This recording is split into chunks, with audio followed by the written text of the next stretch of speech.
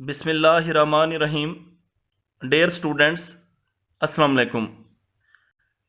आज हम स्टडी करेंगे नाइन्थ बियोलॉजी का second chapter, solving a biological problem. Biological problem को हल करना। इसमें सबसे पहले हम साइंस की डेफिनेशन बयान करते हैं। Science is the systemised knowledge. Science एक बाकायदा और मुनज़्ज़म इल्म है, derived from observation and experiments, जो मुशाहदात और तजर्बात से हासिल होता है। एक्सपेरिमेंट्स क्यों किए जाते हैं?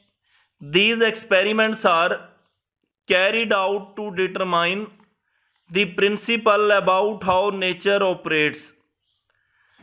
ये तजर्बात फितरत के असूलों को जानने के लिए किए जाते हैं,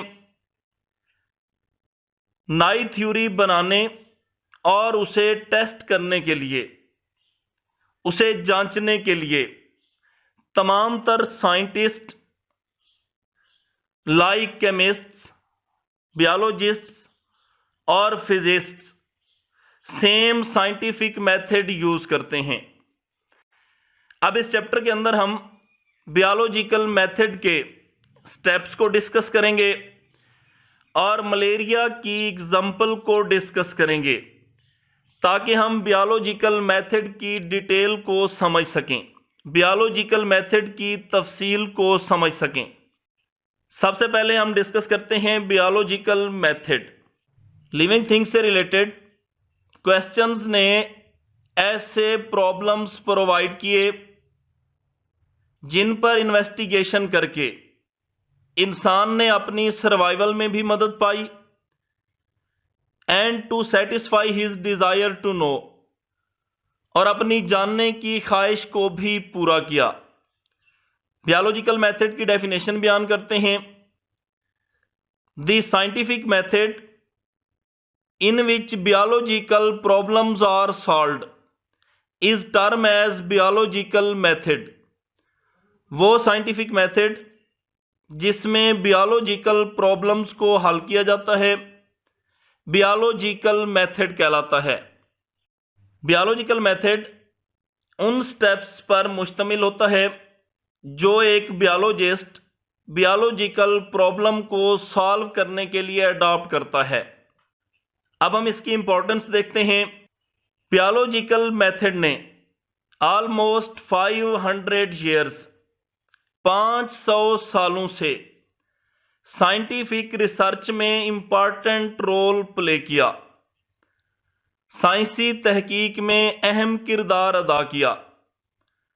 इन पास्ट 1590 में गैलीलियो के एक्सपेरिमेंट से लेकर करंट रिसर्च तक, मौजूदा तहकीक तक, बियोलॉजिकल मेथड ने मेडिसन में, एकोलॉजी में और टेक्नोलॉजी वगैरह में इनकी तरक्की में अहम किरदार अदा किया।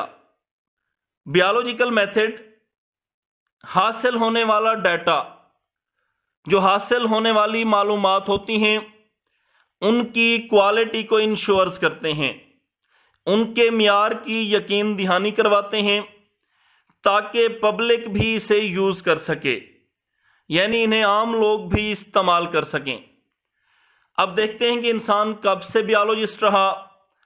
Man has always been a biologist. इंसान हमेशा से ही बियोलॉजिस्ट रहा और इसे ज़िंदगी गुजारने के लिए बियोलॉजिस्ट बनना पड़ा।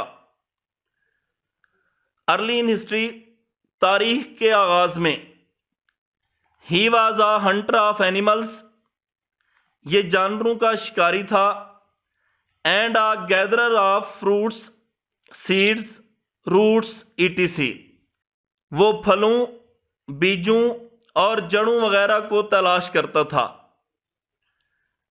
अब जितना ज़्यादा एक शख्स एनिमल और उसके हैबिटेट के बारे में, एक जानवर और उसके मस्कन के बारे में जान लेता है, उतना वो कामयाब शिकारी कहलाता है।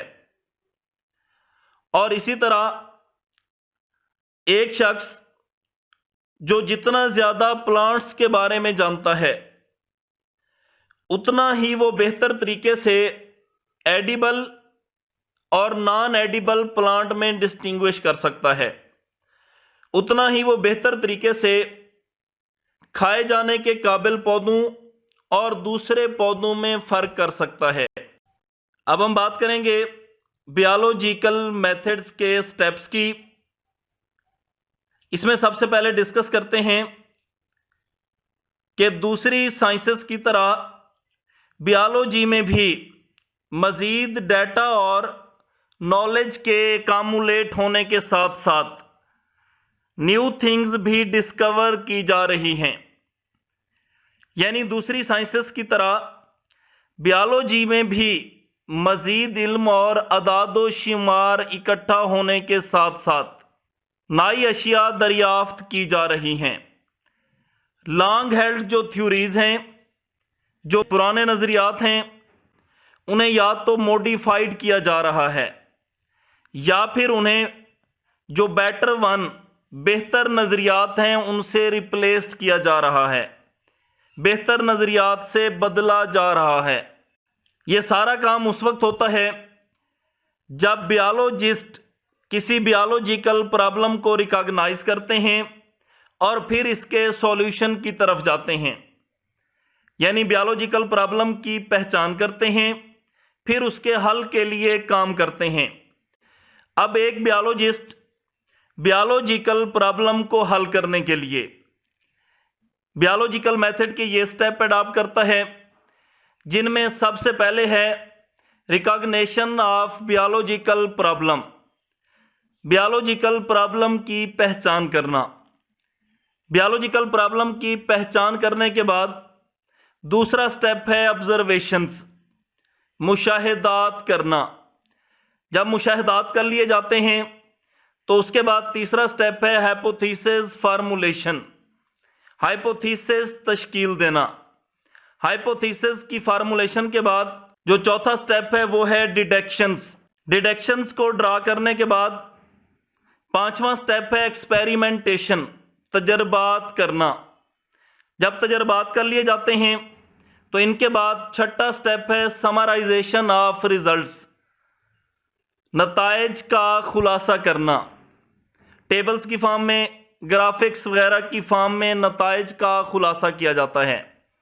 जब नताइज का खुलासा कर लिया जाता है तो उसके बाद सातवां स्टेप है रिपोर्टिंग द रिजल्ट्स, नताइज को रिपोर्ट करना।